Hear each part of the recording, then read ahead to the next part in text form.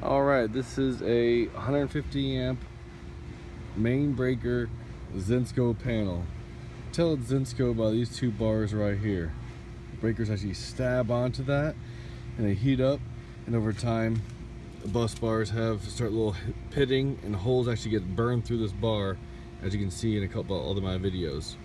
But in the meantime, this 150 amp got to be replaced, mainly because it's being rusted out. A lot of lizards are getting inside here and frying out the breakers. So this AC unit just got fried by lizards coming in these holes and slowly getting in there. They go across the two and they lay down and zap, and it fries out the AC unit. So now we got to fix the AC after we're done and see what's wrong with that.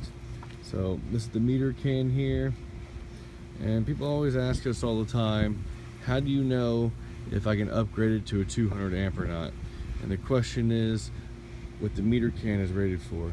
Now on this one, it's a double meter can, and unfortunately sometimes you open it up, it tells you what it is, but inside here you can't really tell if it's rated for 300, 350 continuous, what it is for this whole system. So another way is looking at it is by the lugs, the size wire of the lugs can go to. Now that one to me looks like a 150 amp lug system. There's a small chance that it could be 200. So we have special notes that we got to go by, and we'll actually do a measurement and all that to see if it's 150 or 200.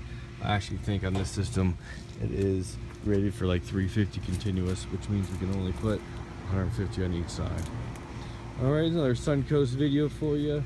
This is why you should check out, change your panel after 15-20 years, and constantly check it out every couple of years and make sure that it's doing okay and the animals are not living inside there, so your AC won't trip out and you won't have no AC or sometimes no power. Have a great day.